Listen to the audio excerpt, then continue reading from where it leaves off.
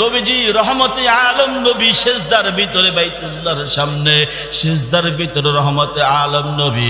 আবু জাহেল বললেন শিগগির যাও, ওই জঙ্গলের ভিতরে দেখে আসছি মরা একটা উটের নাড়ি ভুড়ি কে যেন ফেলে দিয়ে গেছে, মুহাম্মদ সিজদায় পড়ে আছে। এই সুযোগে কাজ করতে হবে, এই সুযোগে একটা সুযোগ নিতে হবে। কাফের বেঈমানেরা ওই মরা উটের লাড়ি ভুড়িগুলি নিয়া নবীজি সিজদায় যখন আল্লাহর সঙ্গে সম্পর্ক, বাইতুল্লাহর সামনে নবীজি সিজদা অবস্থায় আছে। আমার তো অবস্থায় আবু জাহেলের নেতৃত্বে মরা উটের লাড়ি ভুড়িগুলি নবীজির কাঁধের উপরে মাথার উপরে চাপাইয়া দিছে। ওদিকে ফাতেমার কাছে যাইয়া খবর বলতেছে, ও ফাতেমা জানি তোমার বাবা বাইতুল্লাহ নামাজ পড়তেছিল, সিজদার ভিতরে যখন তোমার বাবা গেছে, ওই সিজদার ভিতরে যাওয়ার পরে আবু জাহেল এবং তার সঙ্গে আরো কয়েকজন লোক মিলিয়া নবীজির মাথার উপরে নবীজির সিজদারত অবস্থায় ওই মরা উটের লাড়ি ভুড়িগুলি নবীজির উপরে ছাইড়ে দিছে। আনা খাতামুন নবিয়্যিন লা নবিয়্যা বা'দা। উম্মতেরা আমি তো শেষ নবী, আমার পরে কোনো নবী আসবে না। আমাদের নবী শেষ নবী, আর কোন নবী আসবে না।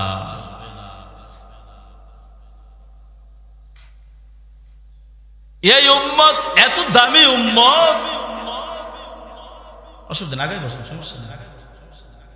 হ্যাঁ ঠিক আছে।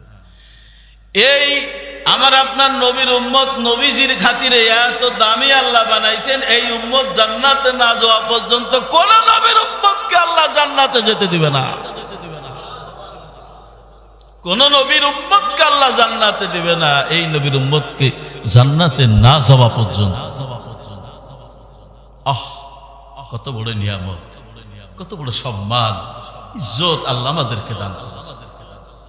এই জন্য বলেন না চিৎকার দিয়ে আলহামদুলিল্লাহ।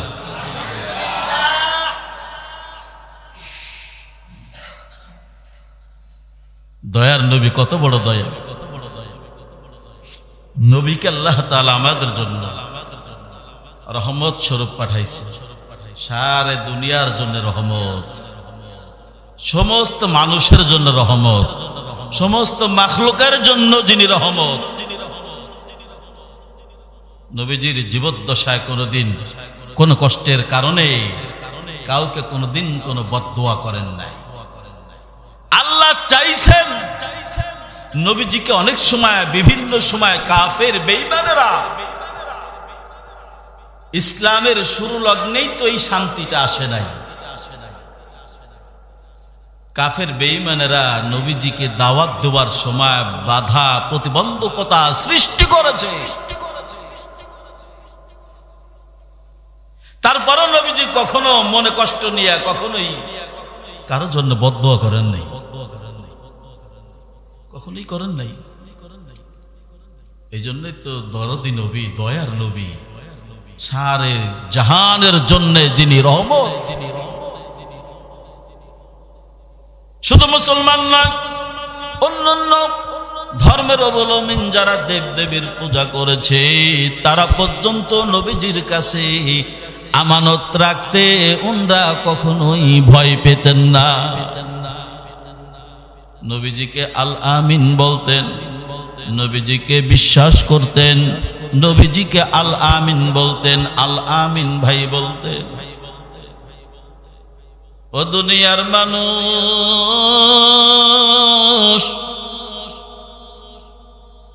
গাছে চিনেছে নবীকে, মাছে চিনেছে নবীকে, হায়াওয়ান জানোয়ার চিনেছে নবীকে, কিন্তু আমরা চিনতে পারি নাই। আজকে আমার আপনার মাথায় টুপি, আমার আপনার শরীরে সুন্নতি লেবাস, আমার আপনার মুখের ভিতরে সুন্নতি দাড়ি, মাথায় সুন্নতি টুপি, মসজিদ আইসা আল্লাহর গোলামি করি। কেউ কি বাধা দেয় নাকি? বর্তমানে কেউ কি বাধা দেয়? মসজিদ আসছেন, কেউ কি বাধা দিছে আমাদেরকে? এমনি এমনি এটা হয় নাই। সাহাবা একরামের রক্ত ঝরেছে, নবীজির উহুদের ময়দানে দাঁত ভেঙেছে। দিলটাকে নরম করবেন অল্প সময়ের জন্য। সব সময় হয়তো সব কথা আসে না জবানে, সব সময় দিল তার হয় না দরদ নিয়ে কথা বলার জন্য। ও বাজান, এই এক আল্লাহর দাওয়াত দিতে যায় রহমতে আলম নবী, আর কোন দোষ নাই। হে মানুষ, ইয়া আইয়ুহান নাস কুলু লা ইলাহা ইল্লাল্লাহ, এক আল্লাহর উপরে ঈমান আনো। এটাই হলো নবীজির দোষ, আর কোন দোষ নয়। আজকে কত সুন্দর মসজিদে আসি, আমাদেরকে কেউ বাধা প্রদান করে না, কেউ নিষেধ করে না। রহমতে আলম নবী সর্বপ্রথম আঘাতপ্রাপ্ত হলেন তায়েফ থেকে।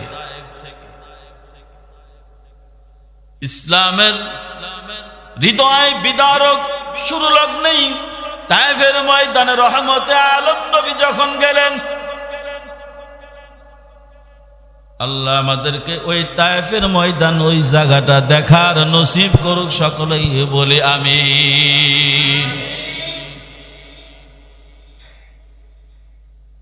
মক্কা মদিনার মুসাফির হওয়ার নিয়ত রাখতে হবে। বড় মজার মুসাফির, সফর যারা করে এরাই তো মুসাফির। মক্কা মদিনার মুসাফির হবার নিয়ত রাখতে হবে। কত টাকার জমি রাখলেন, বাড়ি করলেন, সম্পত্তি করলেন, ছেলে সন্তান বিদেশ পাঠাইলেন, বাড়ি সৌন্দর্য করেছেন। এইবার দিলটারে সাজাইয়া, ইমানটারে মজবুত কইরাম, আল্লাহর পাগল হইয়া, আল্লাহর গোলাম হইয়া, নবীজির আশিক হইয়া, মক্কা মদিনার মুসাফির হইয়া, বাইতুল্লাহর গিলাফ ধইরা নবীজির রওজার পাশে দাঁড়াইয়া একবার নবীজিকে সালাম দিতে যদি পারো, ও আল্লাহর গোলাম, যারা আল্লাহর পাগল হইছে তারাই জানে বাইতুল্লাহর গিলাফ ধরাটা কত মজার, নবীজির রওজার পাশে দাঁড়ানো যে কত মজা। কেন দাঁড়াবেন না? কেন নিয়ত করবেন না? এক ইঞ্চি সম্পদ নিয়ে যাইতে কেউ পারে নাই, আমরাও পারবো না। কোটি কোটি টাকার মালিক হবেন, একটা টাকা কবর নেওয়া যাবে না। নবীজির ভালোবাসা মহব্বত নিয়ে যদি আমরা কবরে যাই, আমাকে আপনাকে কবরে নামানোর পরে জিজ্ঞাসা করা হবে, মার রব্বুকা, তোমার রবকে, মান দিনুকা, তোমার দিনকে, মান হাদার রাজুল, এই ব্যক্তির দিকে তাকায়া বলো এই ব্যক্তি কি। নবীজিকে দেখানো হবে। এর চাইতে বড় নিয়ামত আর হইতে পারে না। নবীজিকে দেখানো হবে। আল্লাহর পাগলেরা, নবীজির উম্মতেরা নবীজিকে দেখা বলবেন, এ তো আমার দয়ার নবী। এই নবীজির ভালোবাসা প্রেম অন্তরে নিয়ে যদি মক্কা মদিনার মুসাফির হওয়া যায়, তায়েফে যখন যাবেন, তায়েফের ওই জায়গাগুলি, বিশেষ জায়গাগুলি সৌদি গভর্নমেন্ট ঘেরাও করে রেখেছে। তায়েফের ঘটনাই অনেকে শুনেছেন, সেদিকে যাব না, সেটা বলবার বিষয় না। এত মর্মান্তিক ঘটনা। ছেলে সন্তান যদি বিপদে পড়ে, মা এবং বাবা পাগলের মতো হয়ে যায়।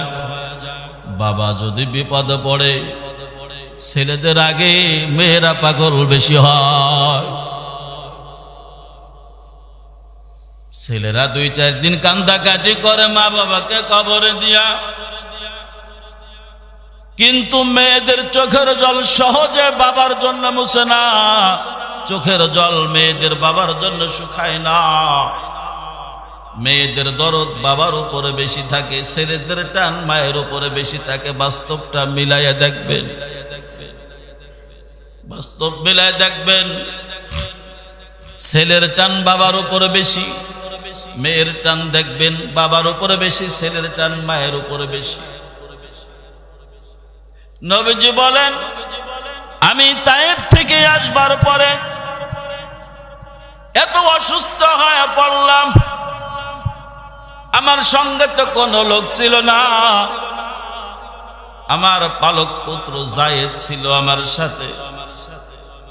চতুর্দিক থেকে কাফের বেঈমানেরা তায়েফের লিডারেরা বলেছে, এই বড় একজন পাগল, তোমরা পাথর নিক্ষেপ করো, রক্তে জর্জরিত করো। চতুর্দিক থেকে পাথরগুলি যখন নিক্ষেপ করে বাজান, কত বিক্ষত হচ্ছে। নবীজির পালক পুত্র একবার দৌড়াইয়ে সামনে যায়, আবার দৌড়াইয়ে পিছনে যায়, আবার দৌড়াইয়ে ডানে যায়, আবার বামে যায়। তোমরা কেন মারো গো আমার বাবারে, তোমরা কেন মারো? আমার বাবা দুনিয়ায় আসার আগে বাবাকে হারাইছে, 6 বছর বয়সে মাকে হারাইছে। এই মক্কা মদিনার লোকেরা, আরবের লোকেরা সবাই তো ভালোবাসে, কারো তো কোনো ক্ষতি করে নাই আমার বাবা। আর মাইরো না আমার বাবারে, আমার বাবার মতো বড় এতিম অসহায় এই দুনিয়ায় নাই।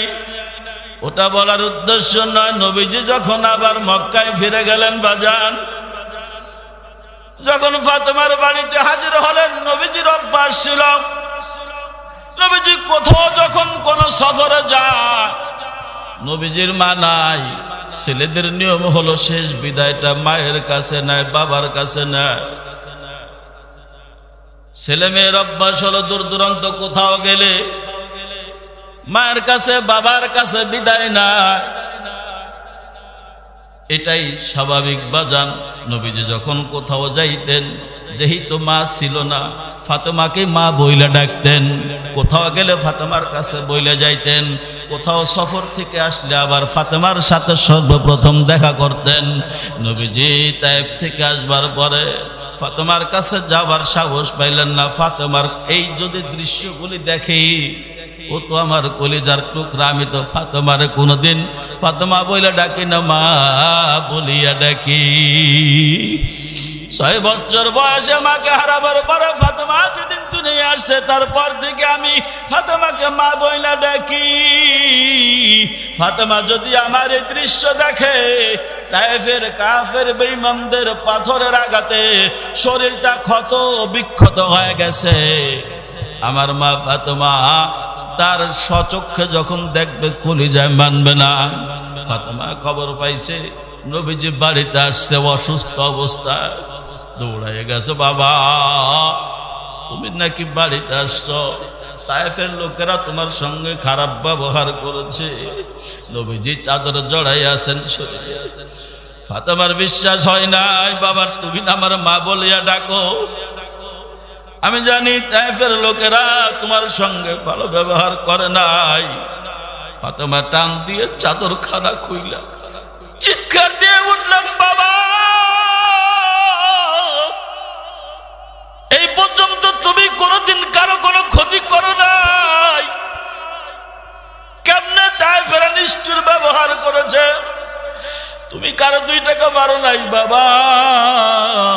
কি অবস্থা তোমার শরীরের, ক্ষত বিক্ষত হয়ে গেছে শরীরটা তোমার, বাবা কেমনে পারছে এইভাবে তোমার শরীরে আঘাত করার জন্য। ফাতেমা ডাক দেয়া বলে, আর দেখে সহ্য হয় না। ফাতেমা 2 হাত আসমানের দিকে উঠাইয়া বলতেছে, আসমানের মালিকেরা, আমার বাবা, আমার বাবা এই তায়েফের লোকেরা এত নিষ্ঠুর মার মেরেছে, আল্লাহ আমি দোয়া করি আমার বাবারা যারা মেরেছে তুমি তাদের বিচার করো। বলবে নবীজি থাবা দিয়া ফাতেমার হাত 2টাকে থাবা দিয়া নামাইয়া, এইবার নবীজি ফাতেমাকে বুকের ভিতরে জড়াইয়া ধরলেন, মারে তুই যেভাবে চিৎকার দিয়া আল্লাহর আরশের থেকে হাত উঠাইছিস না মা, তুই যদি আল্লাহর কাছে কাছে আজকে দাবি কইরা বসো, আর তোমার বাবাই যদি আমিন বলে এই দোয়া মালিকে ফেরত দিতে পারে না। দেখেন দুই ফোঁটা চোখের পানি আসে কিনা, অভিনয় নাই। জাহান্নামের আগুন নিভাইবার জন্য চোখের পানির কোনো বিকল্প নাই। নবীজি তো ফাতেমাকেই মা বলতেন। কথা যেখান থেকে শুরু করেছিলাম, মসজিদ আসলে কেউ মানা করে না, তারপরও বাবার মসজিদে আসো না, আল্লাহর কুদরত পায়ে সেজদা করো না, আল্লাহ রে আল্লাহ বলে ডাকো না। কার নিয়ে কবরে যাবা, কার মহব্বত নিয়ে কবরে যাবা? একটু ভেবে দেখো বাবা, কি নিয়ে কবরে যাবা? মালিক রে বন্ধু বানায় কবরে যাও, ডাক দাও আল্লাহ। আর মাকে যদি সন্তান ডাক দেয়, এমন কোন নিষ্ঠুর মা নাই রে সন্তানের ডাকে সাড়া না দিয়ে পারে। আল্লাহর পাগলের আল্লাহর মহব্বত নিয়ে যখন আল্লাহকে আল্লাহ বইলা ডাক দেয়, ওই মায়ের চাইতে বাবার চাইতে হাজার কোটি কোটি গুণ মহব্বত আল্লাহর বান্দার উপরে বেশি। ওই আল্লাহর আল্লাহ বইলা ডাক দেন আল্লাহ, ডাক দেন চিৎকার দিয়ে জবান খুলেন আল্লাহ। হৃদয় নিংড়ান আওয়াজ দিয়ে বলেন আল্লাহ। একবার আল্লাহর বান্দা যখন পাগলের মতো ডাক দেয়, দিলটাকে নরম করিয়া ডাক দেয়, আল্লাহ ৭০ বার ডাক দিয়া বলে বান্দা বলো তোমার কি দরকার, আমি আল্লাহ তোমার সব দরকার মিটাইয়া দেব। আল্লাহু আল্লাহ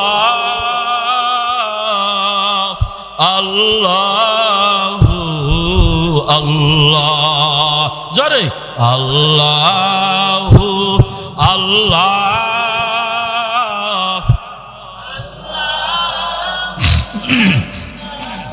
আল্লাহু আল্লাহ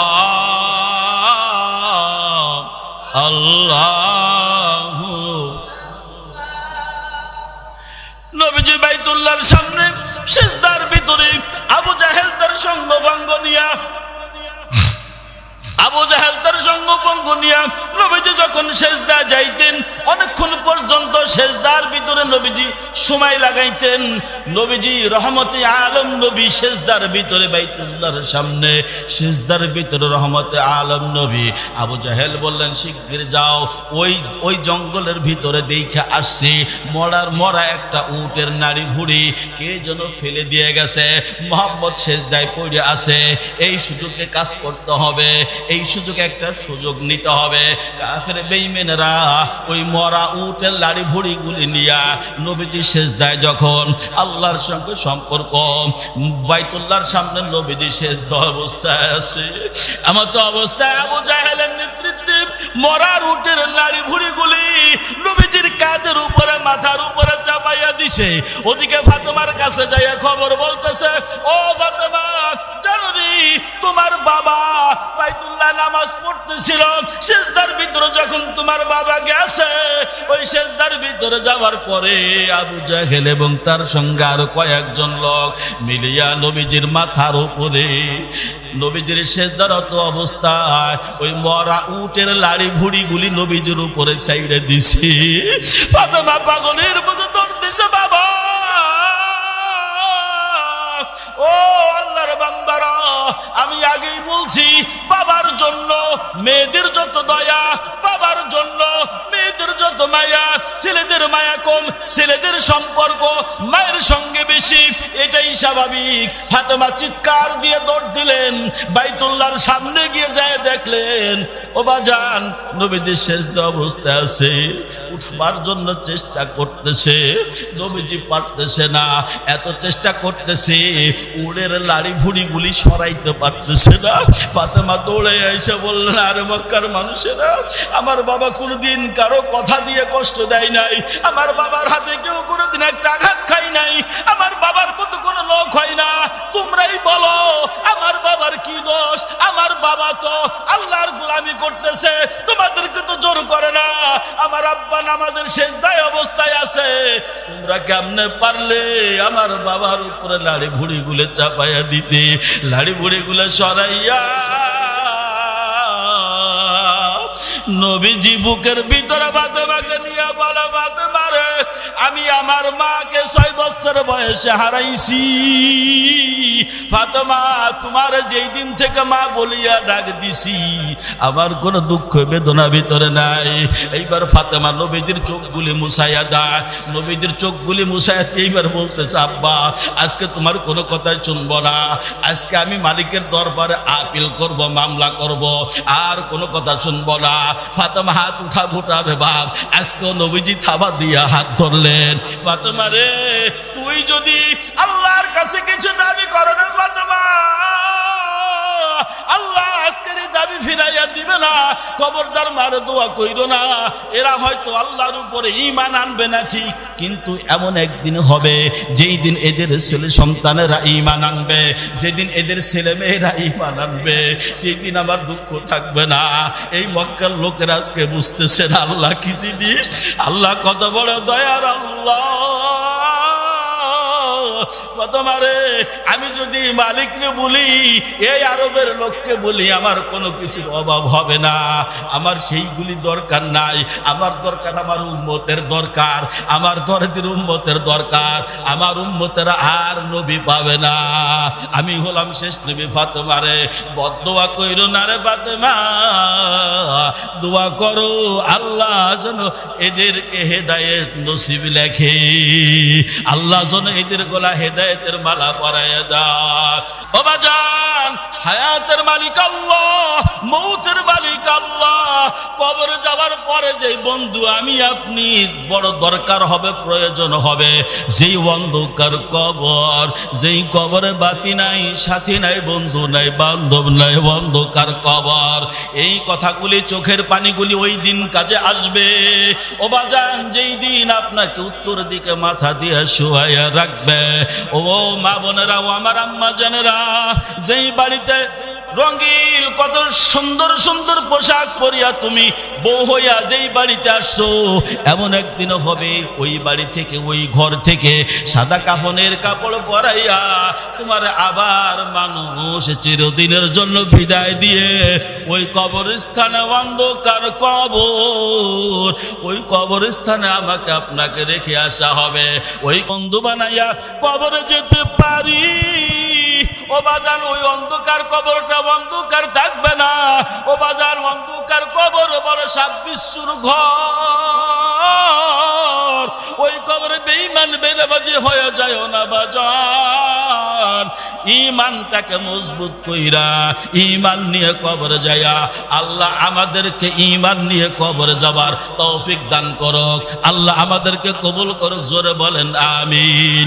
আল্লাহর পাগল হইয়া ইশকে महबूबे खुदा जिस दिल में हासिल नहीं, लाखों मोमिन हो मगर ईमान में कामिल नहीं। चित्कार दिए बोलें अल्लाहु अकबर।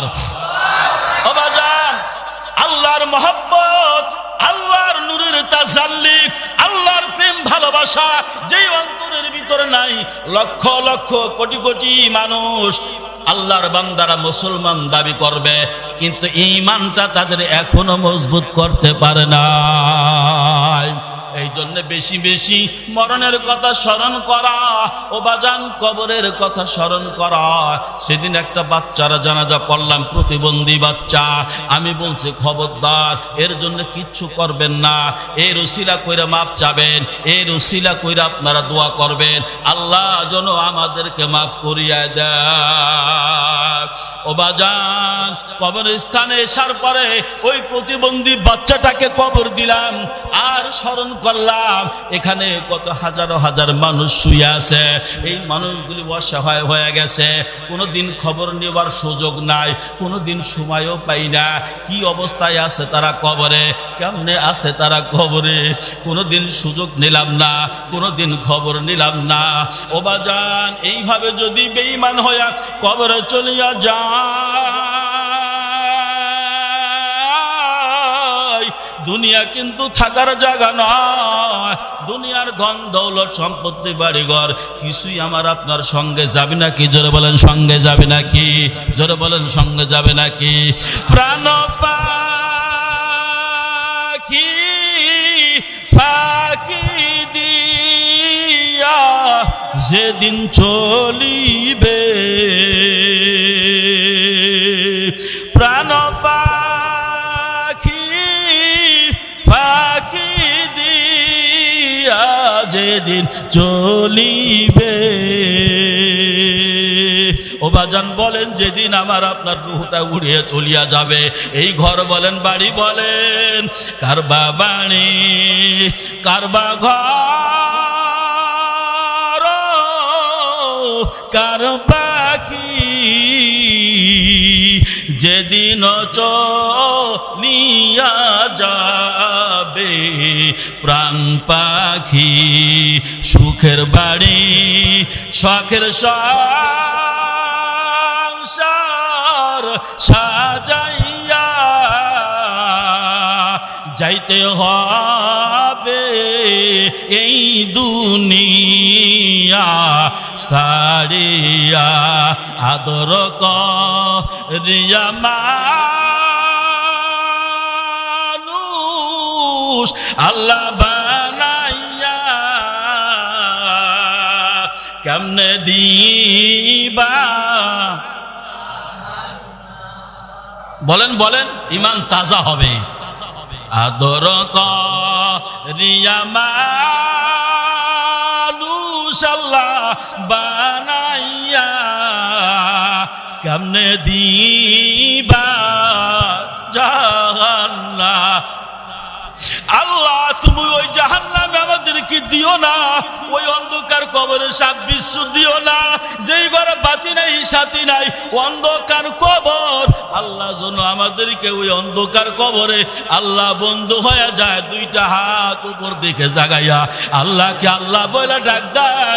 আল্লাহ যেন আজকের জুমার খাতিরে আপনাকে মালিককে আল্লাহকে ডাক দেওয়ার খাতিরে আল্লাহ যেন আপনার মায়ের বাবার কবর গুলিরে জান্নাতের বাগান বানাইয়া দেয়। দুইটা করে হাত উপর দিকে জায়গায় বলেন, আল্লাহ মার কবরে আর কষ্ট দিও না, আয় আল্লাহ বেনামাজি বানাইয়া কবর নিও না, আল্লাহ তৌফিক দান করুক। সকলে চিৎকার দিয়া বলেন আমিন।